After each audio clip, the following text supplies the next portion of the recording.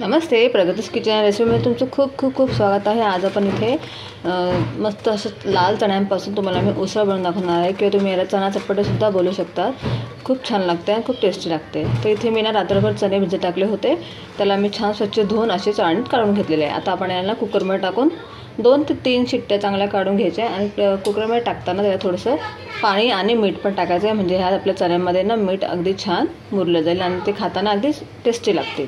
तर आपण 3 शिट्ट्या काढून घेऊया, मग तुम्हाला मी पुढची रेसिपी दाखवते। हे बघा, इथे मी 3 शिट्ट्या काढून घेतलेल्या आहे आणि आपल्या याच्यामध्ये मीठ पण टाकलं होतं पाण्यामध्ये मी, आणि आता हे व्यवस्थित शिजलेलं आहे। बघा, तुम्ही पाहू शकता, मी तुम्हाला दाबून दाखवते। अशा प्रकारे आपल्या शिजायचं, जास्त पण ओव्हर कुक करू नका, नाही तर मग याची टेस्ट बिघडू शकते। आता आपण नेक्स्ट प्रोसेस करूया।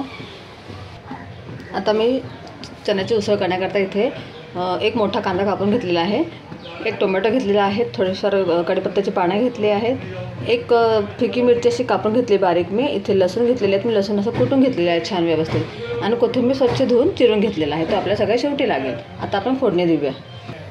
आता इथे मी कढई ठेवलेली आहे, कढईमध्ये मी तेल टाकेल। इथे मी 3 पळ्या तेल टाकते, म्हणजे 3 मोठे चमचे मी तेल टाकेल। तर तेल छान गरम होऊ द्यायचं आपल्याला। बघा, तेल आपलं छान गरम झालेलं आहे। आपण याच्यात टाकायचे आहे 1 चमचा मोहरी, 1 चमचा जिरं। ते छान तडतडलं की त्यात टाकूया आपण बारीक चिरलेली आपली मिरची, कढीपत्ता आणि कांदा टाकायचा आपल्याला।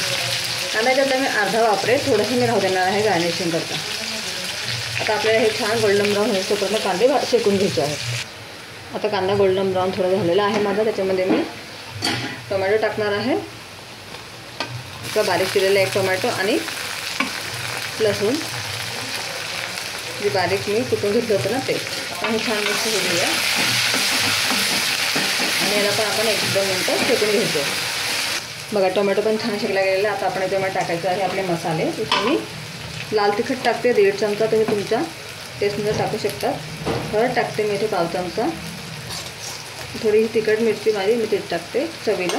हे चांगलं मिक्स करूया आपण, आणि मसाले आपले जळू नये याकरता मी इथे थोडंसं पाणी टाकेल। तर पाणी मी कुठलं टाकेल, जे आपण चणे शिजवताना टाकलं होतं ना याच्यामध्ये, तेच थोडंसं पाणी टाकायचं।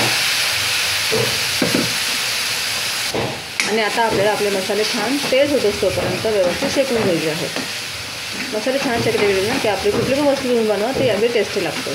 आणि जर आपले मसाले कच्चे राहिले तर मग त्या पदार्थामध्ये पण तो कच्चेपणा येतो, त्याच्यामुळे मसाले छान शेका देणे व्यवस्थित, आणि मगच तुम्ही तुमचे कुठलं पण पदार्थ याच्यामध्ये ॲड करू शकतात। आता आपण छान शेकून घेऊया 1-2 मिनटं। आता मी काय करेल, थोडेसे याचे चणे काढेल आणि मिक्सरच्या भांड्यात टाकून हे थोडेसे असे वाटून घेईल, म्हणजे आपल्या ज्या चण्याची उसळ किंवा चणा चटपटेला ना छान असा घट्टपणा येईल आणि ग्रेव्हीसारखा एक तयार होऊन जाईल। हे बघा, अशा प्रकारे मी मिक्सरला वाटून घेतलेलं आहे, म्हणजे आपल्याला चण्याच्या उसळला छान टेक्स्चर येईल। आता आपले मसाले पण छान शेकले गेलेले आहेत, तो शेकते मस्त छान त्याला तेल सुटलेलं आहे, आणि टोमॅटो कांदा वगैरे पण छान याच्यामध्ये शिजला गेलेला आहे। आता आपण याच्यामध्ये आपण जे चणे आहेत ना ते टाकून द्यायचे।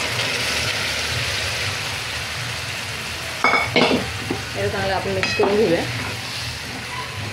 याच्यामध्ये मीठ टाकायची गरज नाही, कारण की आपण शिजवताना मी याच्यामध्ये 1 ते 1.5 चमचा मीठ टाकलं होतं। तुम्ही जर कमी टाकलं असेल तर तुम्ही याच्यामध्ये ॲड करू शकतात। आता मी याच्यामध्ये ह्याची ग्रेव्ही आपण मिक्सरमध्ये वाटली तर टाकणार आहे, आणि याला आपण 1 ते 2 मिनटापर्यंत चांगलं शिजून घ्यायचं आहे, म्हणजे याच्यामध्ये ही आपण टाकलेली ग्रेव्ही आणि सगळे मसाले छान मिक्स होतील आणि आपल्या चण्याच्या उसळला छान टेस्ट येईल। थोडंसं मी याच्यावर झाकून ठेवतो आता, आणि याला 1 ते 2 मिनटाकरता मी असं होऊ दे।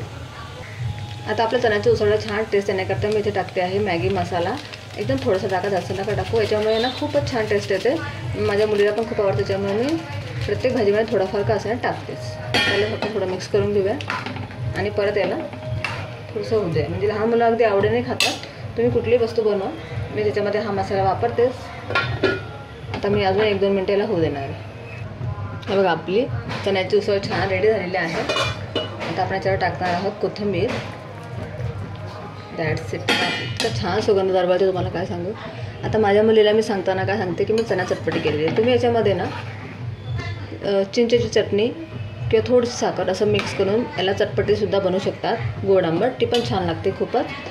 आणि तुम्ही याला थोडंसं घट्टसुद्धा करू शकतात आणि थोडीशी पातळही राहू देऊ शकतात, जसं मी केलेली आहे। थोडीशी पातळ केली ना म्हणजे ही छान याला असं मिसळचं स्वरूप मिळून जातं, म्हणून मी थोडेसे असे ठेवणार आहे. म्हणजे याच्यामध्ये आम्ही कांदा टमाटा शेव टाकून असं खातो उसळसारखं, आणि ती खूप छान टेस्टी लागते. तुम्ही एकदम कोरडी जरी केली तरी ती पण छान लागते. आता आपली उसळ तयार आहे, तुम्हाला मी सर्व करून दाखवते. बघा तयार आहे आपली चमचमीत अशी मस्त छान चण्याची उसळ. याच्यामध्ये तुम्ही ना थोडंसं टमॅटो, थोडासा कांदा, थोडी कोथिंबीर आणि मस्त लिंबूची फोड अशी छान पिळून तुम्ही याला शेअर करू शकता. आणि तुमच्या मुलांना सांगता तुम्ही याचं नाव चणा चटपटीसुद्धा सांगू शकता, म्हणजे मुलं अगदी आवडीने खातील. तुम्हाला जर माझी आजची रेसिपी आवडली असेल तर माझ्या रेसिपीला नक्की लाईक करा, चॅनलला सबस्क्राईब करायला विसरू नका आणि शेअर करायला तर अजिबात विसरू नका. बाय.